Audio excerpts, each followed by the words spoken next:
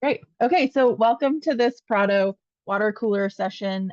We host these every so often as a chance to connect with other people from across the system and help work through problems together. Not like we have any of those lately in public media. No problems to face. Everything's totally fine and normal. And this water cooler session is about fall fundraising. Most of us, I think, are ready to head into fall drives.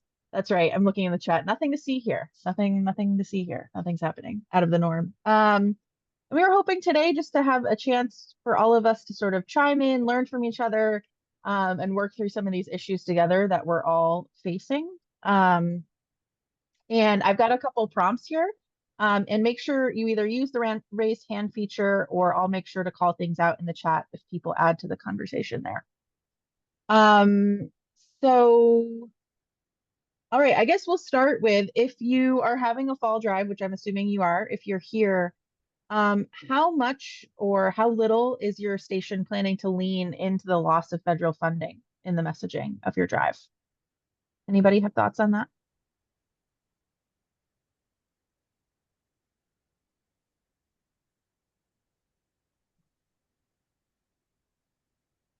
Elizabeth, go ahead. Hey, so we had an emergency drive in July, like many people did. So we plan on talking about it a little bit, but kind of making that was not a membership drive. That was just a fundraising effort. So leaning into this as this is membership, this is what membership gets you. So touching on it some, but not driving it home like we did in July.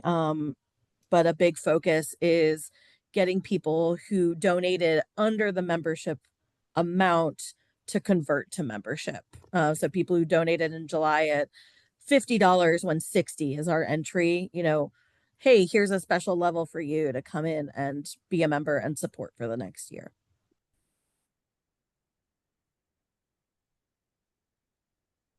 Nice. Thanks for sharing. Tyler says in the chat, very heavily, we did not do a crisis drive. So instead, we're focusing on using that messaging to drive new sustainers, focusing on the long-term impact of these cuts and the likelihood of the funding not coming back.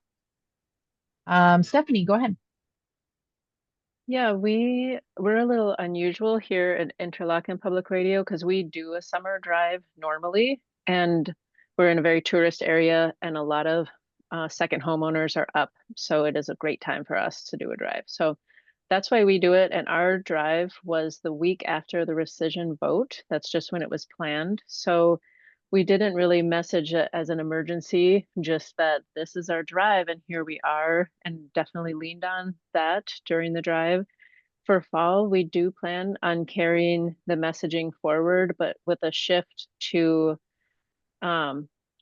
we're in the long-term phase of like you need to create a new habit is going to be kind of our one of the taglines that we're going with, and also wanted to mention, and will be in our scripts, that right about now we would be receiving the first of our payments and the rubber is hitting the road in this moment. So that's kind of how we're changing it from like, oh my gosh, the emergency has happened, to this is how it is now playing out in this moment and why your gift right now is really important. That's our plan.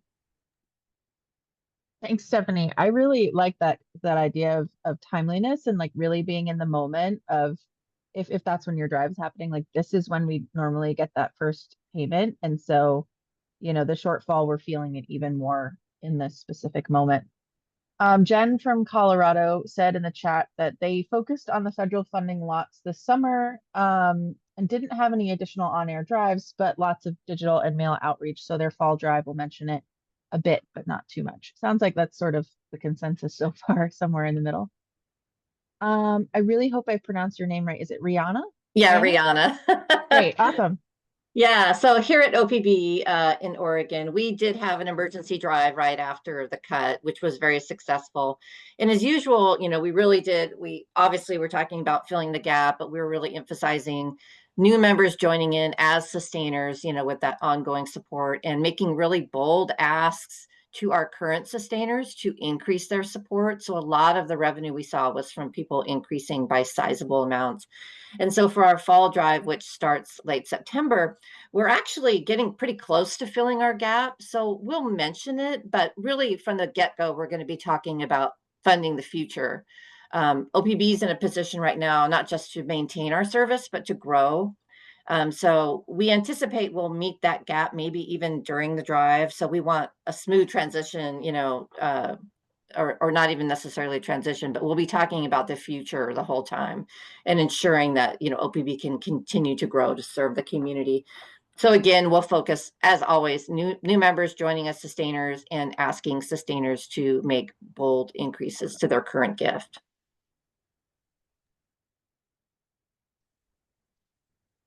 Jackie, go ahead.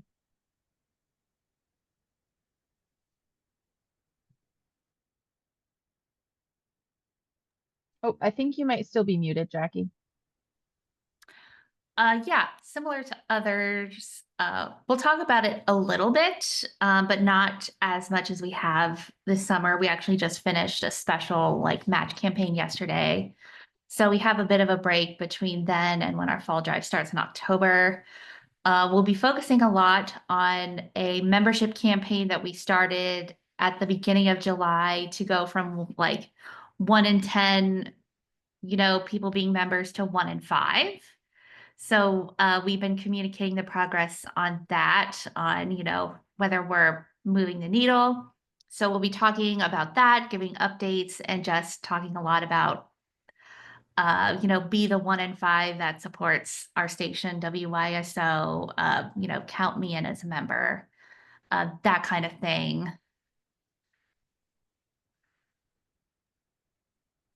Great. Thanks, Jackie. I'm going to share a couple from the chat really quick. Judith from Tulsa says, we did do a drive immediately following the rescission, but we'll continue to use many of the same points.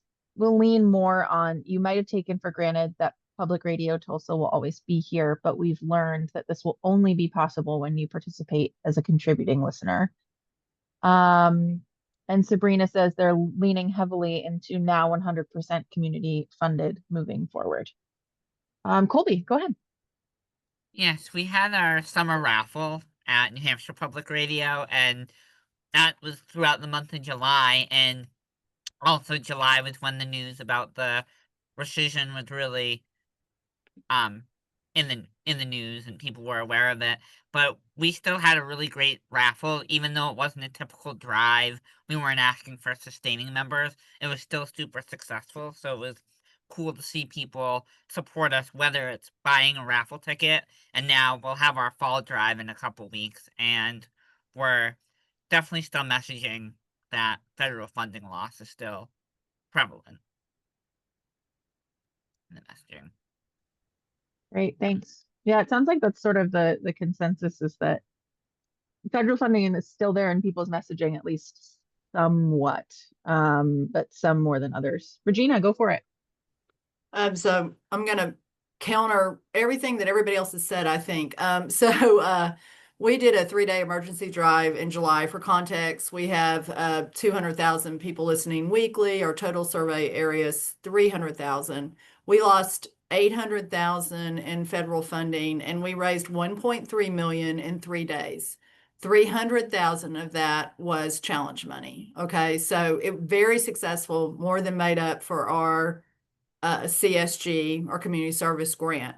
So in August, we normally do a 4-week soft campaign. We start off with sustainer testimonials and asking people to give. We have a drawing tied into it. And then the last week, we usually ramp up and say, the drawing's ending, please give this summer, or consider updating your sustainer gift or giving. So we condensed that to a week because we had done the July campaign and it was so great. That July campaign, we did talk about the federal messaging, the August campaign last week, we did talk about it just like we did in July.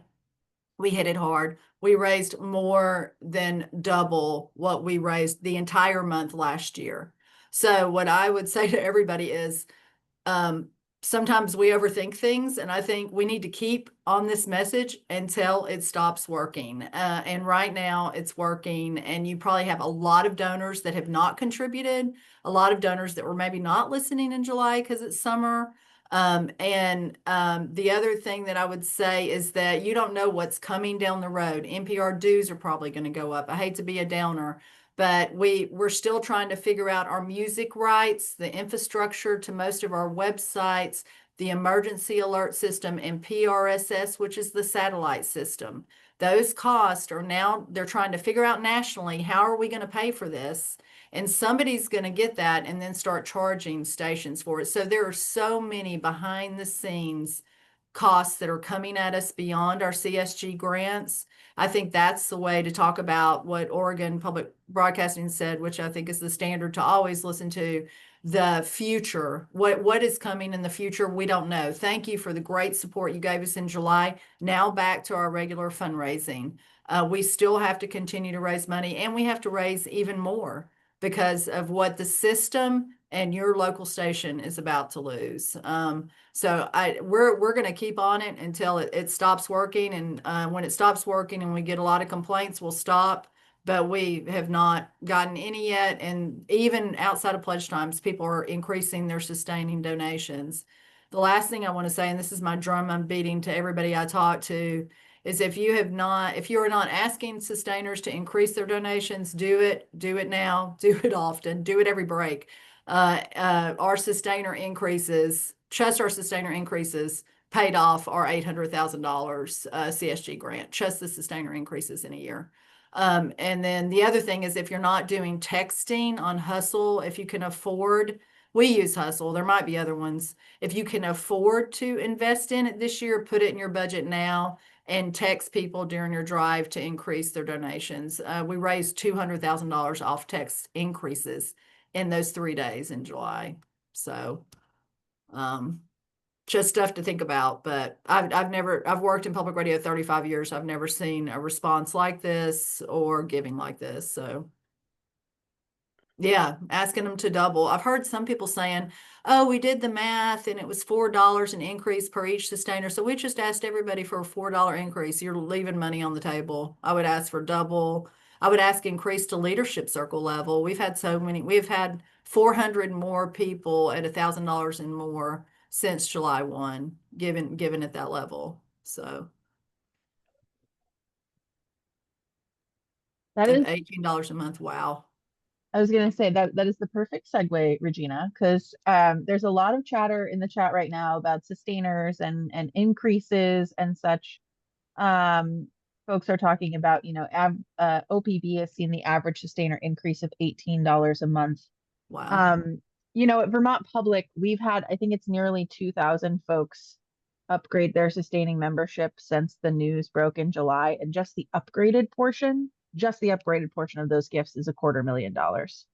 And so, I agree with Regina that if you're not asking for sustainer increases, I know we all try to leave sustainers alone and like not make them mad, but so many of our sustainers are saying like, thank you for letting me know how I can help. And we've found too that offering a specific amount, like whether it's double or, we did the math on how much every single sustainer would need to increase by in order to close the gap. And that has actually activated more donors than before. So my next question for you all is, if you are, working on inviting sustainers to increase their monthly gift, what strategies are you using? What seems to be working? What's language are you using? Amounts? Like what feels like it's sticking?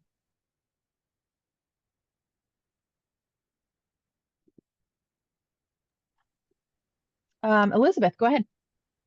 So I just put it in the chat, but during every drive, our sustainers get a form every drive depending on their level. We do a different shirt for every drive. We're a music only station. So our sustainers are able to pick a thank you gift every drive. We ask on that form, if they increase by at least $5 a month, they can get an extra gift. And we usually get quite a few people, usually somewhere around the like 150 people, sustainers opt to increase. So, and then more throughout the drive. We'll do it by calling in or emailing. So yeah, we do that just by at least $5 a month. So it is super successful, and we offer just a little something extra, usually like a hoodie or something. Well, that's the beauty of the sustainer program, period, right? I mean, everybody years ago used to worry about how are we going to keep our donors? How are we going to renew our donors? And sustainers renew and retain or retain longer than any other group. So if you can get people to increase, then you know you're going to keep that money too.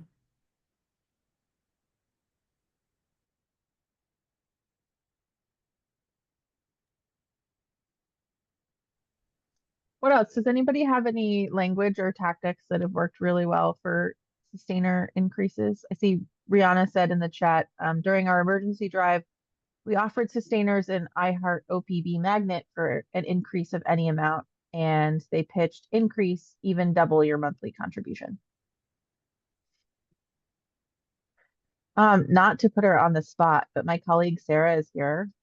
And Sarah has developed, I mean, we have like a CRM team, so we're really fortunate at Vermont Public, but Sarah has developed something that actually came from a donor idea. Sarah, I'm wondering if you can talk about the Google form and then how we pulled drawings into it and that whole process, because I think it's easily replicated for other stations.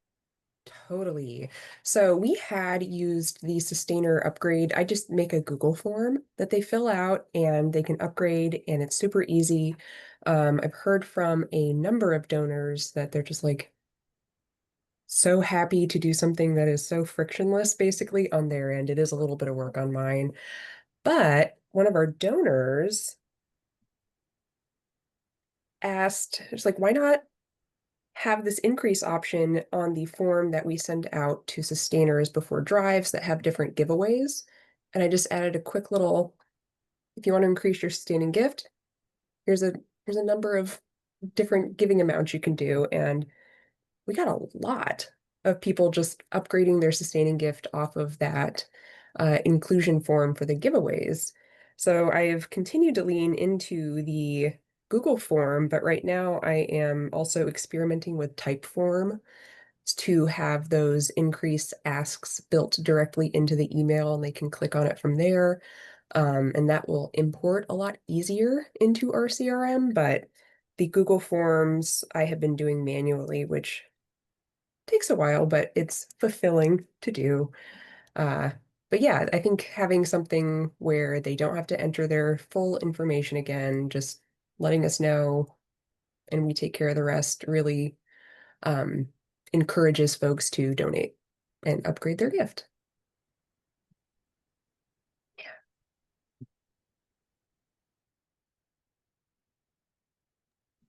Yeah, and for anyone who uses Roy or Revolution as your CRM, we did figure out a way. Bryn Karras, who is on our team and is an absolute genius, figured out a way to in the back end bulk upload them into Roy too. So when we're fortunate and we have hundreds of people upgrade at a time, they can bulk import them. Otherwise, we do them one at a time, and it takes a long time, but it's worth it. Elizabeth, go ahead. So on our Google form, we do ask for full information because while the national change of address does update in our CRM, sometimes our donation platform right now is separate. We're about to switch. So we do ask for a full address so that we can verify that we have their correct address on file when we're shipping things.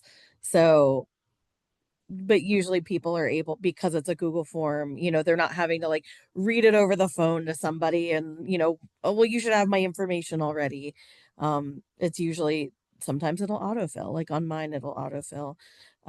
But we do ask for all of that info in case we need to update stuff on the back end, especially for the sustainer increases, because we are entering that manually as well.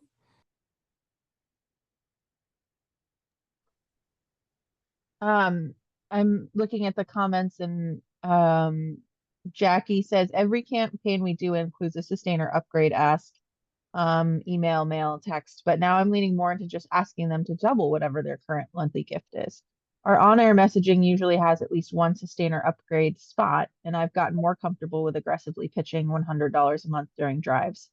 We usually, at Vermont Public in the past, we've said, we used to be pretty on pitch teams about making sure that they included what we call a producer circle ask at $100 a month, once an hour, but have been really lax on it. And during this drive, it'll probably be more frequent because of the number of people we've seen increase to that level. And then Judith says, this is also interesting to me. We're an Allegiance station and have been pushing sustainers to our Allegiance donor portal, which does not play very nicely, especially with people who are not especially tech savvy. I think at Vermont, like I'm sure other stations are running into this too, that as we're doing sustainer upgrades, we've run into so many tech challenges on the back end, and we've had a lot of sustainers ask, like, can I just do this myself? Is there a place where I can log in and see what my current gift is and all of that? And I'm curious, does anyone here have something like that that works well? Like, is it a thing that exists already? We have it through Illuminate, but we don't encourage it. If somebody's like, I wish I could just get on and do it myself, we let them. So even with the texting is really kind of like what Sarah was saying, really convenient for the person, because we just say, you're currently giving 5, would you like to give 10, and reply Y or N, and then we take care of it on the back end. It's very easy, but we do a lot of drawings in our drives, and it just concerns me that people could sign up and then unsign up real quick, if they just had immediate access to their data. So if they ask and they're like, I really want to manage this myself, is there no way? It seems so antiquated. We send it to them, but for the most part, we have a sustainer email box we check every day, and we'll be like, we can update your address, we can increase your gift, and do it on the back end. So we have, hi, it's Zaya at Nashville Public. We have Allegiance as well. They do have a donor portal. Members have to create a username and password, but then they can update all of their membership information basically through that portal. They can update their giving amount. They tell us their birthdays all the time. They can update their payment method. It does require them to, create a username and password, and we direct people to that all the time through pretty routine email campaigns, and including that information in our member emails that are outgoing. But then we've also created a sort of a sustaining member update form where they don't have to put in their payment information. They just need to let us know their name, their address, and how much they want to, what they want their new amount to be. And it allows us to link it to their previous payment information amount, or their previous payment information, and then we process it that way. So it's not the easiest, but it has at least been more seamless maybe than having them email us directly during the fund drive. It's increased the ease on us, certainly. And I don't think it's been a terrible barrier any more than using a Google form or sending us an email has been on them. I've also got Molly, who's our director of development, so she can kind of feedback on that as well. Yeah, Vermont Public, we don't have a portal where people can log in and see all their information. It sounds similar to what other people use. We use ACD donate forms. And so we have an update form that then goes into the CRM, and ideally it updates all their information. It's having some technical difficulties at the moment, but hopefully it will sort itself out soon. Jen, go ahead. Yeah, hi. my role is mainly on air, so I don't actually see as much of the back end that's happening at Colorado Public Radio, but they have been working really hard on that team to get the member portal working. We use Salesforce. I'm not sure how the member portal is hosted itself, but basically and over the past year it's been like a big switch to not having our customer service people doing the by hand or using a Google form previously, and also the number of just like credit card updates that has been able to facilitate have been really good. So other than just like it was worth the like very painful transition to get that member portal going, and now that it has, I'm happy to connect anybody with the right person who can get a little more specific about the platforms and the tech, if that's helpful. Thanks. Cool. Thank you. Thanks for humoring my tech questions that always support whatever messaging we're putting out there. So back to sustainers versus one-time gifts. I'm curious how much stations right now, how much is your station leaning into sustaining versus one-time donations? And, you know, how are you tailoring messaging for each of those audience? Are you using the same messaging for everybody? Are you, using unique messages for sustainers? Judith says we only talk about sustaining giving. Anybody else have thoughts on sustainers versus one time? We do both. And we could talk about sustaining donations in one break and then switch to one-time gifts. I think a nice way to do it right now too, with the flood of gifts coming in, is to talk about, we've got so many people joining the leadership circle. In addition to the sustaining increases, we just had we couldn't believe how many $5,000 and $10,000 gifts came in. So I just think, for people who give through QCDs, retirement plans, everything else, like you're missing an opportunity if you don't talk about one-time gifts too. So, Kristen, go for it. So we're very similar. We talk mostly about sustaining giving, and then we have a few mixed in about one-time giving, just because, we don't want to turn people away if they want to give that way. And then we also, of course, have the upper level giving messages mixed in there as well. And those also have a sustaining ask in them. So it's not just the $5, $10, $15 a month. We'll ask for $100, $200, $300 a month as well. and if you don't know, I'm on the board as well as Katie, and I think Sarah, and Kristen is the president of PRADO. Yay, Kristen.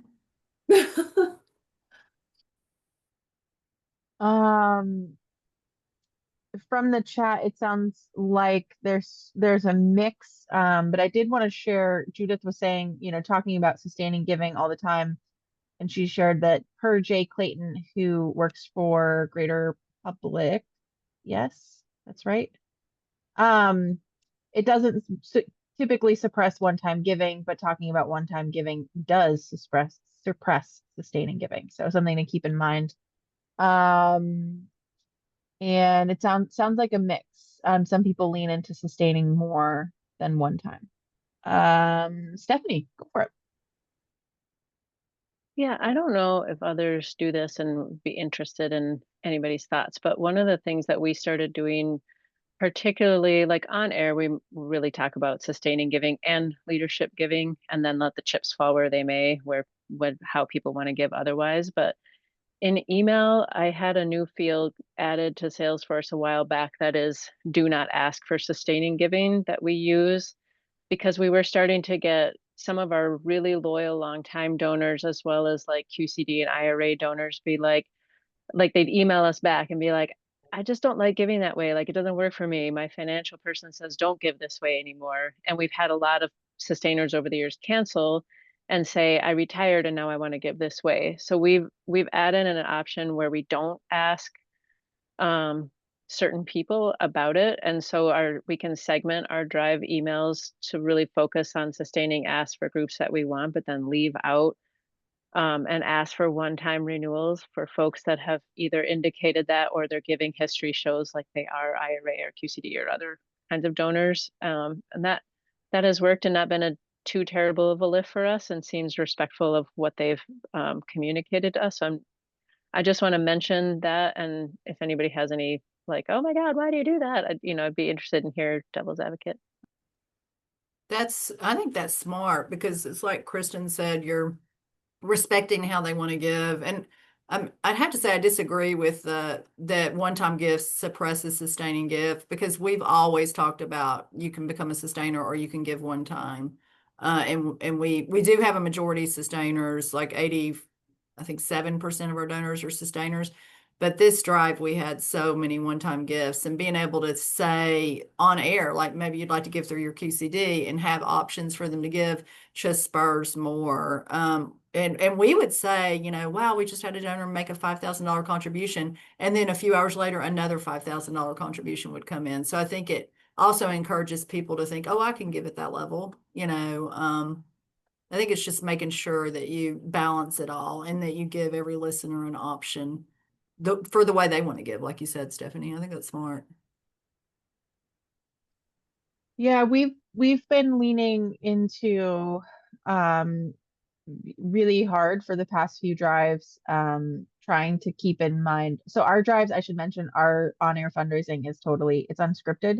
So we provide what we call pitch menus and like a whole list of pitch points, but they're not fully scripted. So pitchers are working with their producers to like put together each break. And my recommendation for pitch teams has for the past few drives has been like, talk to one type of donor for one whole break. So, you might be focusing on sustainer increases one break and new sustainers the next, or, things like that. And we've seen some really good success with that. So I would recommend giving that a try.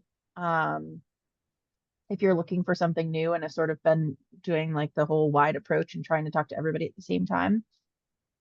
I wanted to share, Jackie from WYSO says, we alternate between a more encompassing donate now and dedicated sustainer pitching, but nearly all of our donation forms default to monthly giving.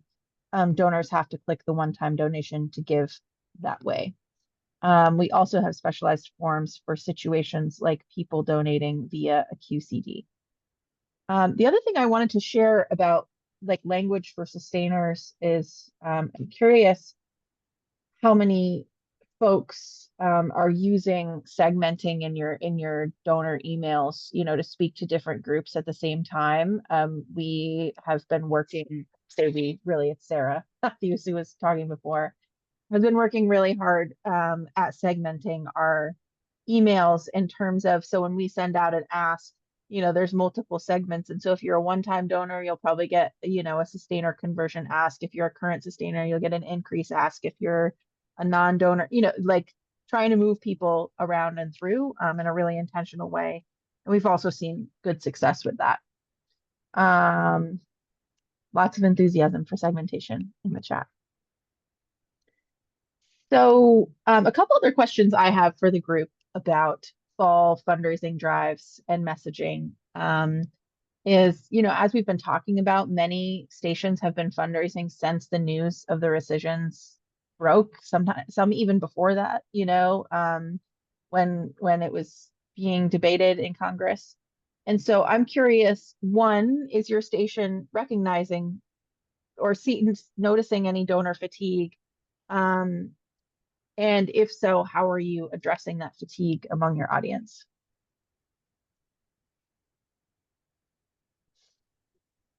I didn't think about that till you said it, but we hit that message hard in the spring too. Came back and did the emergency drive in July, and then came back last week and did the week. And I haven't had one person complain or say, I'm tired of hearing the messaging. So That's hopefully great. it'll continue. Jackie, go ahead. Yeah, similar to Regina, I haven't noticed fatigue yet. I think in part because when we've done on-air drives, that we did them as one-day things. So we haven't done multi-day ones yet. We won't do our first multi-day for the year until the fall. And actually the campaign that we did yesterday was almost as good as the one we did immediately after rescission. So like, I'm not noticing that it's slowing down yet. I'm excited that you're about to do a multi-day campaign. When is it?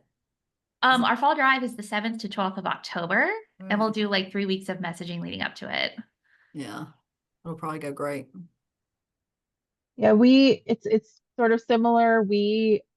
I would say we talked about the possible rescissions or loss of federal funding all the way back in the spring. And then we had a June drive where we were talking about it. And then the day after the vote, we went into immediate emergency fundraising drive just for a couple of days. And so, for us, we haven't had any complaints about the amount that we're fundraising. I think our audience understands. They know where we're at, and we're being very transparent about where we are with those goals. I have concerns about what this is going to bring for like December or next spring, but we'll see what happens when we get there. Colby, go ahead. I think in a lot of cases too, throughout the spring and summer, people have really appreciated the updates and just knowing like, okay, this is where we stand on things. So I don't feel like I've noticed much fatigue, just that appreciation for like, hey, this is a wild time and things are changing, and we've been made people aware of the different ways people can support, like um calling the Congress or people in the House. So we've kind of throughout the spring and summer been, yeah, aware of that. So There's a really great question in the chat. So thanks for that, Zaya, which is for those who did emergency drives in July, how are you setting your fall drive dollar goal? And while people think about that to talk about it out loud, I can share some stuff from the chat, which Jackie says probably going for a similar goal to last fall. If we raise it, it won't be by a lot. Judith says they have not altered their fall 25 goal. Elizabeth said the same. So yeah, I'm just curious what others think about fall fundraising goals and for those who did emergency drives in July. Are you keeping it the same, raising it, lowering it? Where are you at? I think it needs to be the same because it's, as I said earlier, and now back to our regular fundraising. We can't change it because we need that money for the CSG grant and then all the other expenses that are coming.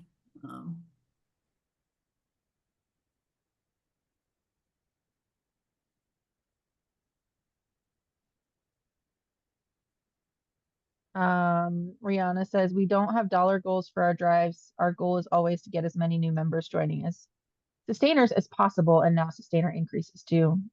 Yeah, I think for us, you know, we set revenue goals back in the spring with wishful thinking.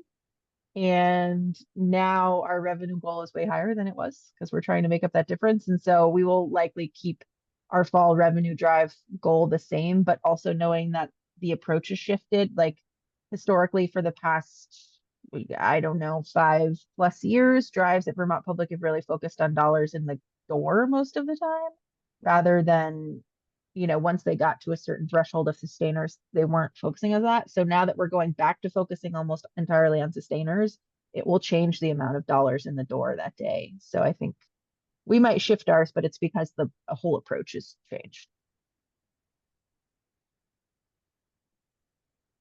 Anybody else have thoughts on goals? Sounds like most people are leaving them the same. I have another question, and it might be a bit selfish or self-indulgent for me, Vermont Public. If you haven't seen the news, we're one of the stations that recently, last week, had layoffs. And we're about to head into fall fundraising time, and we've got a lot of questions from our audience. And so I'm curious if your station has had staff reductions or layoffs as a result of the federal funding or even before. Are you sort of preparing any messaging around that? And if not, why? And if so, how do you plan to talk about it? Katie, was yours any kind of one program or was it just across the board? No, it was sweeping. It was Okay. It was a combination. It was mostly layoffs of people currently employed, but also eliminations of positions they just don't plan to fill. 2 of those. So 13 people. there was one from every department, essentially. Some departments lost more than one.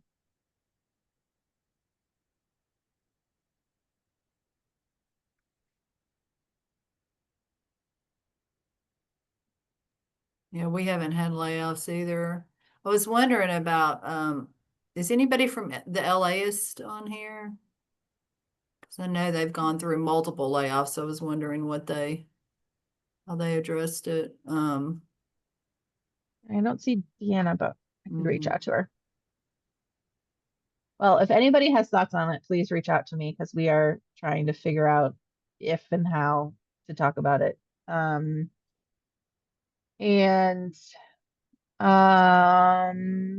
My gut is to say to not talk about it.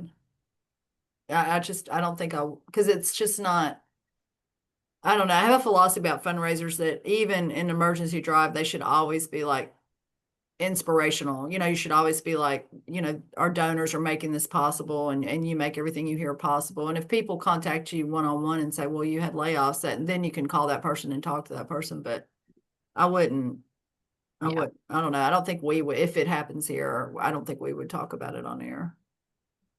Yeah, my gut says to, especially, when you're pitching, like focus on the future and where we plan to go and where we want to go and how, you can be a part of that, and not recap layoffs. So Sabrina from Birmingham said they had layoffs and they did not talk about it. Did you get a lot of donor feedback when you didn't talk about it? We did not. We had a few things here and there that we addressed directly, and our GM preferred to do that himself. So we would just sort of send folks to him as they asked. Yep. Yeah, I do think it's the GM that should address that. Just like the programming people should address the programming questions.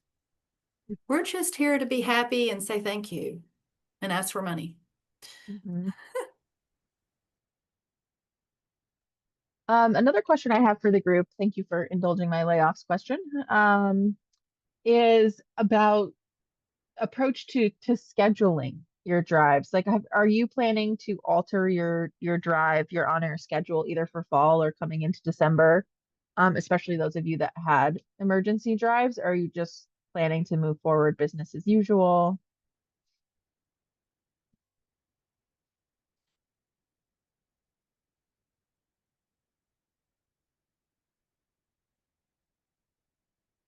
Elizabeth says business as usual. Kristen, go ahead. Yeah, I was just going to say business as usual for us. I mean, the message now switches to, yes, we lost our federal funding and yes, we closed that gap, but we still have money we have to raise. And so our drives aren't going to change. If anything, we may have an extra drive every year now that funding has gone away. So that's kind of how we're approaching this, is that, yeah, thanks for the money back in July, but we're still here and we still need more. Yep. Yeah, us too. And for us too, I don't know how everybody else has experienced, but WNC's corporate support has been down too. So we're able to talk about that. I mean, we're down a few $100,000. Yeah, ours is down as well. Mhm.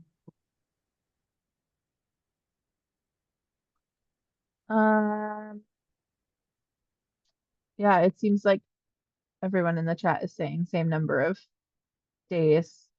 We back, I would say May, I think, when we started working on the drive schedule for this coming fiscal year, had worked on consolidating our drives because we had sort of ballooned into like 4 drives a year with, like lots of pop-up one-day things. And we had consolidated our schedule again to have a longer drive in December.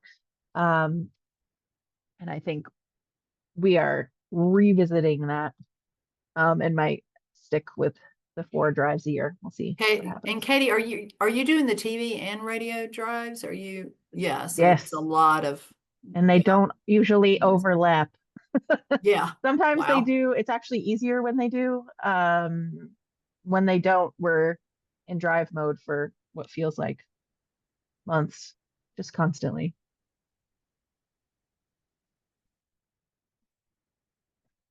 What else? Does anybody else have questions for the group? I've asked a bunch of questions, but did you come with any questions of your own that you feel like didn't get answered?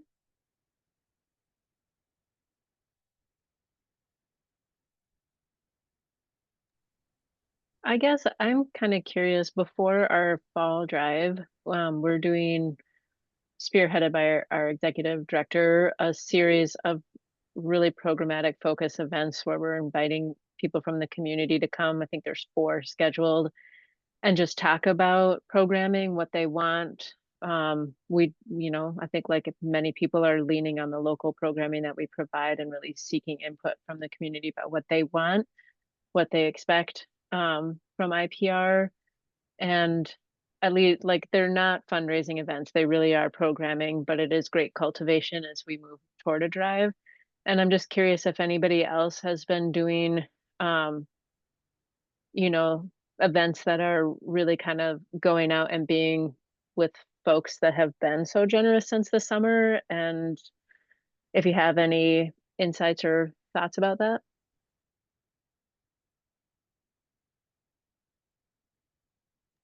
We had just finished our strategic planning before all this happened, and our North Star is to increase audience engagement by 10% across all platforms. So we've always been a station that's out in the community a lot. So we're just continuing that. I think we're going to be out like the next 2 weekends, 4 or 5 different events that either we're media sponsors and we're tabling, or we're producing ourselves around our content. Sarah, go for it. We my programming staff are very creative, and they love doing fun things for the fund drive and little skits and little songs, and they want to go with a scary theme because we're doing our fund drive later in October, and having some fun with scaring, but also talking about losing funding is scaring. But part of the staff is really concerned about making it too much frivolity. And I wonder if anybody had any thoughts about, I know that my program director will be able to keep them in line and keep things good, but I'm a little nervous myself going in and having too much fun, because we usually do have a lot of fun during our pledge drives. June was a little more serious, but any thoughts? Am I overthinking this? And so y'all always do your drives like that? Well, I would say in the last couple of years we've had a lot, because we brought on some people who are very talented, very creative, who came up with a lot of things, and they all get a little bored with the regular type of pitching. I've been doing this, like Regina, for like 35 years. I don't really get bored with it because I believe it's the way you do it. But I don't like to say no to fresh, new, creative ideas, because otherwise you're saying no all the time. So, but yeah, we have done some. Yeah. I don't know. I mean, if you've only been doing it a couple of years, I think this is such a serious time for public media. I don't know. I mean, I think I would have said no the first time, Sarah. I'm not as nice as you. We know that. I don't think we would, yeah, we just would not do skits and themes and like that. And I mean, especially like, I mean, I really feel like our democracy is at stake right now with the way media is being, shut down. And that's why, like, we're going to, on our t-shirts this time, we're going to say, protect public radio, protect democracy. I mean, I don't know about y'all, but I wake up every day and think, come on, Regina, save public radio, get out there. It's up to us. So I wouldn't, although it is scary, and I could see that being a funny theme around it, but it might be a little bit, I don't know, too much too soon. Judith, go ahead. Well, I mean, I'm in favor of providing as many reasons for people to continue listening to a fund drive as possible. And so in that sense, if there's something we can do to keep people engaged, I think that's wonderful. My big caveat is, and this is something that we've run into in the past when we've tried to insert something that is not specifically fundraising focused. And that is that we lose our focus. We have less time to pitch our cases, and Regina, as you said, we have very serious cases that we are that we need to express right now. That would be my big concern about doing something that's fun, is that not that doing something that's fun is bad per se, because again, humor will get us through anything, but just because it detracts, it takes time away from the really important messaging that we have to do. That's a great point. When is your drive, Sarah? Now I'm going to have to listen. When It's actually in late October. later? Okay. Yeah. That's right, because it's around Halloween. Yeah. So I just wanted to share before we go to Jen, who's next, and then we'll probably wrap up soon because we don't have too long left. That Stephanie from Interlochen says, I've had the same conversation, Sarah. There was a proposal from some program staff to do a spooky drive because our dates are the 23rd to 30th. And I said, no. If you have a great local programming on that theme, we can do some pitching around. That's fine. But I said no to a full-on theme. Jen, go ahead. Yeah, just wanted to chime in on yeah, humor and levity in drives. Like, 'cause inevitably we always have a few hosts that are like, "Oh my God, this is my chance to be so funny to everybody." And there's just that constant reminder of like, is it funny to you and the staff and the other hosts, or is it actually funny to the listeners? Like, getting that engagement of getting the chuckle when you're driving your car, amazing. But I don't need a joke about your Murrow Award or like just all of that insider stuff. So just like, again, like every other on-air message, as long as it's listener focused humor or levity, then hopefully it'll hit the mark. That's kind of where we try to keep things. Yeah, I Yeah, think the we're the not same. Oh, sorry, go ahead. yeah, no, I just see the comment, the inside baseball thing. Yeah, exactly. Exactly. Yep. Yeah, we talk about that a lot. We have I mean, we sort of, I think we toe the line pretty well between, serious and casual, and conversational, and insert fun when it's appropriate. But it's the same reason I always tell pitch teams, I'm like, you need to be listening to what you are pitching out of. Because if you go into, you guys are all laughing and joking in the studio, having a great time, and you bring that energy after a story about some sort of terrible thing that's happening, it's going to feel really tone deaf to the listener. And I think the That's third such a great point. I mean, it's really, Sarah, you need to think about that, because there is nothing but bad news right now with Gaza, and every day there's a new policy change and no vaccines. I mean, that's such a good point. Right. And like we pitch on Saturdays, and the last hour of our Saturday pitching is always during Wait, Don't Tell Me. And that's like a different whole thing, like the pairs we do during that time, we purposely put them on, but they're on together because they also are engaging the listener. So that was the thing I wanted to come back to too, is we remind our pitchers, and often it happens the most. Maybe I shouldn't say this on a recorded call, but it happens the most when we put two most experienced hosts together, where it becomes the them show and it's about them and not about giving. But like the number of times I've had to go into a studio and be like, you guys just did a whole break and you never asked anybody to donate. You talked about how much you love working together and how great it is here, which is all wonderful, but like that's not a reason to give. And so as much as you can avoid, you don't want the listener to feel like the third wheel in the conversation, right? Like it's really hard. And sometimes with humor that can happen more quickly. There's a lot happening in the chat. But Sabrina says, as a counterpoint to too much fun, I find that fun things resonate with younger listeners and drive engagement for us. We could use some levity in this current timeline. That being said, we do keep those things to digital and not during pitching. I would say very same. A lot of the stuff we post on social media during a drive is where the silliness goes. It's not necessarily on air. And I would say to that, just always make sure you're not making assumptions. Like, Yeah. there's just an assumption there that younger people are going to want funny stuff during a fund drive. Maybe that's not what you're saying, but you know what I mean? Like really like, or, oh, if we do spooky things, it'll be more engaging. Will it? And do you know that? Have the listeners told you it's more engaging if you're funny? Right.